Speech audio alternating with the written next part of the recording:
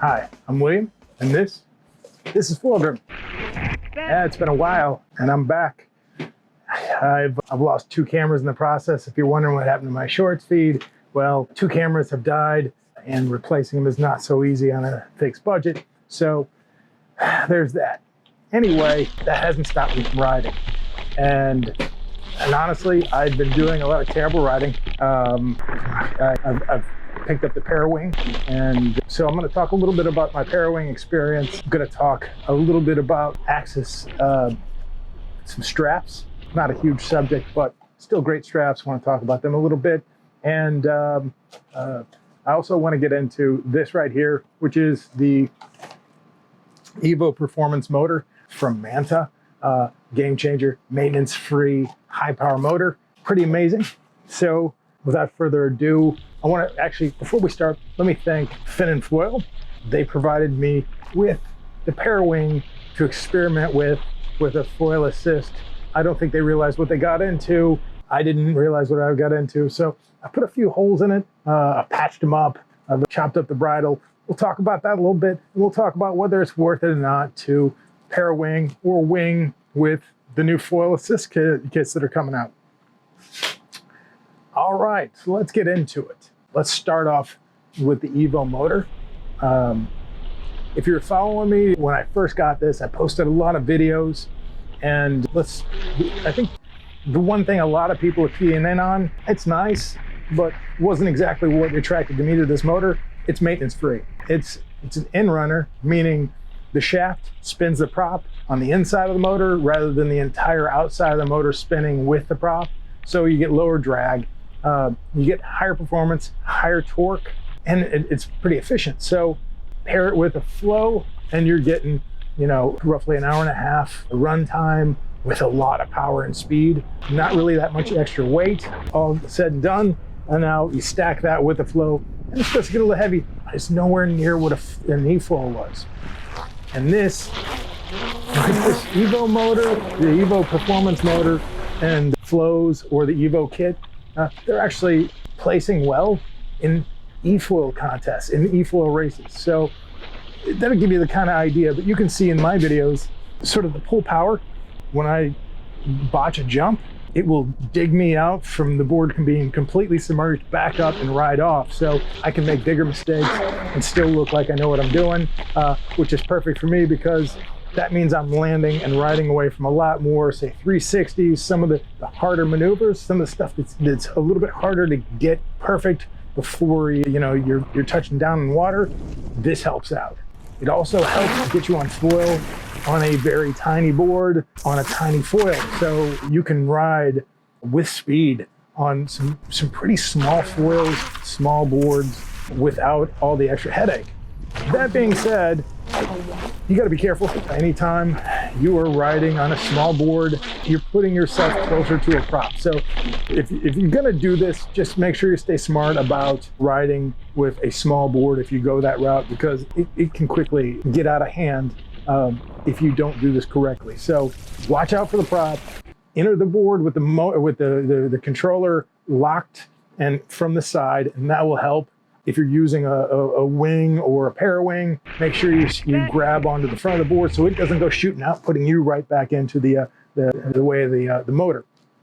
All that said, I've already skipped down the road. So all the things I'm using this in. This motor can take a full-size adult on a sinker board. If you hit the throttle, since the main unit is on, well, if you use it with the backpack, the main unit is on your back. I'm not supposed to be talking much about the backpack unit, but now that I've got it out there, if you use it with, say, a backpack unit, you can hit that throttle and it will raise the board out of the water and put you on foil, which is pretty amazing. You still kind of hold on to that nose a little bit as it starts to rise up so it doesn't get and shoot in front of you. But all that said is, this setup has opened up the door for parawinging and winging like nothing else before it. So you're going to see a lot more videos of me with a wing or a Parawing because this setup is friendly for that. And rather than tell you, I'll show you. If you follow this channel in the coming months, you're going to see me a lot with a wing, going back out and riding it, because I mean, I forgot how much fun a wing can be. And it's more fun if I don't have to worry about getting out to the wind line, because I can use this motor to get me out to the wind line. I can then get onto foil quickly, stay up there, and if I go through a wind shadow and the wind dies, I just hit the throttle, push through it, and keep going. If I have a bad jibe, I'm not going to make it all the way around. I hit that throttle, and it powers me until I can get some more wind in the sails. So if you pair this thing up with a backpack, that's pretty awesome. But even if you use it underboard mount system, there's so much more power. The speed increase it's really tangible. The power is at least double of anything on the market that I've used in a foil assist category, maybe even triple. It is with a 3-blade prop on there, metal 3-blade prop from Manta, and that motor, there is nothing in the market that can touch it right now. Manta, I'm pretty happy with that. I have been working with Unifoil, and these guys sent me the Parawing to use, and being new to it, I'll tell you the full story, but let's just say I put a few holes in it, chopped up the bridle a little bit. So in order to make it up to them, I'm gonna drop a link to their website so you can order direct foil drive stuff, axis stuff. They've got some sunglasses and coolers. They've got different things, but for the most part, they've got a huge axis selection, and they're one of the main people for foil drive. So appreciate you guys. Hope to continue working with you. I hope there's no hard feelings about how many holes are in the gear that you loan me.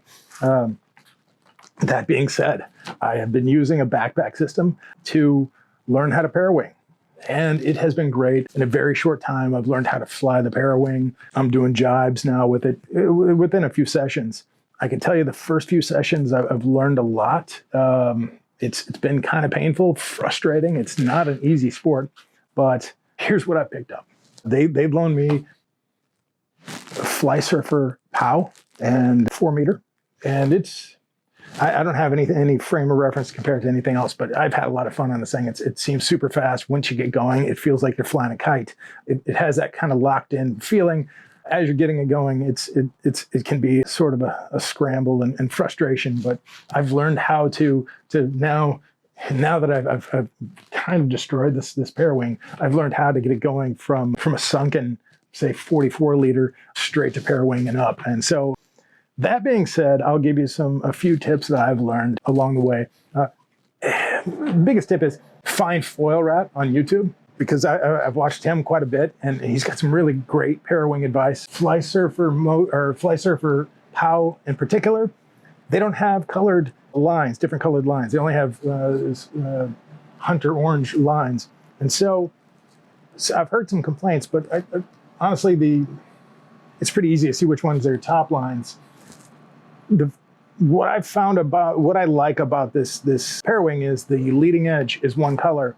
And so when I'm out there on the water, what I've learned is do not let go of the handle unless it's to stuff it someplace, to keep it outside of the mess of tangles that you will absolutely get.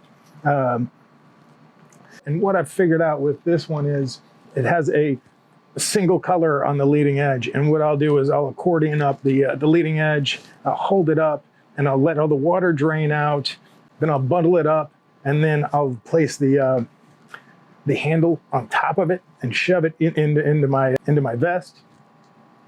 I can get going and then pull it out and relaunch, turn downwind a little bit and relaunch it out. Or if I'm on something like the 44 liter or the 73 liter AK, I'll start off on my belly. I'll launch the parawing above me. I'll get just enough speed to get the thing to the surface, and then slowly get to my knees, and then stand up. I'm in straps, so I'll get into the straps and away I go. It's relatively easy with a backpack unit. That being said, be very careful. It's pretty easy to get pulled over the handlebars when you first start this, and getting pulled over the handlebars with a motor going is an added danger. On top of that, if the wind dies, or you hit a sort of a shadow and the wing drops and it tends to go back, and it goes back towards the motor. And that's how I've chopped up the bridle a little bit and put a hole in there, 2 or 3 in the parawing. So these are so much easier to repair than say a wing. when it comes to sewing, but if you're going to do that, if you're going to use a foil assist with a Parawing, maybe buy a used Parawing and a sewing machine. With Fly Surfer, if you go to their website, you can see they've got a diagram of the entire bridle, so you can buy pieces of the bridle and just replace the pieces that you've broken. Keep that in mind, that if you're going to use this it will shortcut the learning experience greatly to Parawing, but at the same time, you can also just completely shred the Parawing. That said, with the backpacks,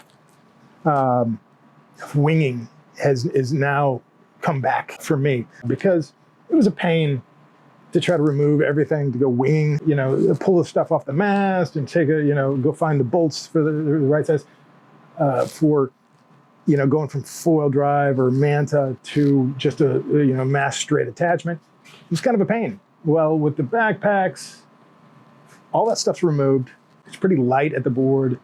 You can get going pretty easy when you don't have to worry about having a connection to the remote. So the board can be completely submerged, and you can get going pretty easily. So it has changed the way I view winging with foil assist. So this year I'm going to be doing quite a bit more winging now. I've already have Fin and Foil has every Sunday they have races at Stewart Causeway in Florida.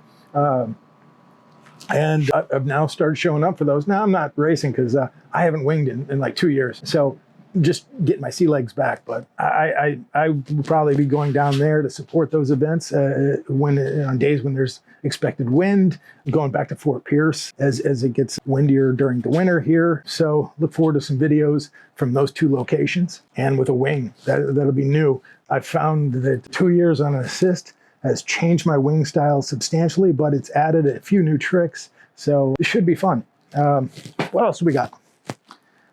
Axis foot straps. So I was riding Paul Cooper's 1x1 straps for, I don't know, about a year and a half.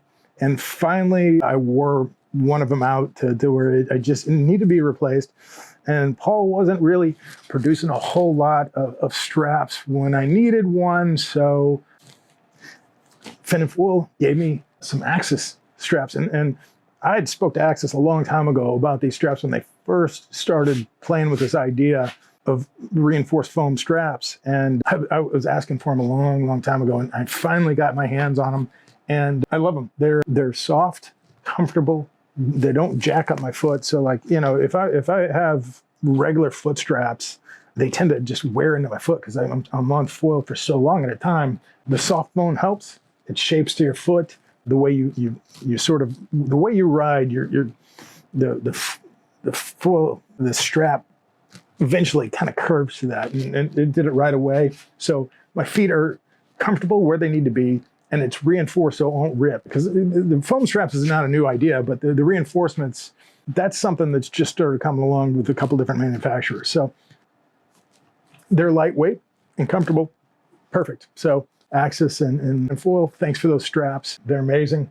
What else do we have? That's all I have this segment. Hopefully soon I'll be able to review this backpack I have and the EVO unit. As soon as I get one of those, I'll get some time on it and some content out to you and let you know what I think of it. But anyway, until next time, thanks. This has been Foil Driven.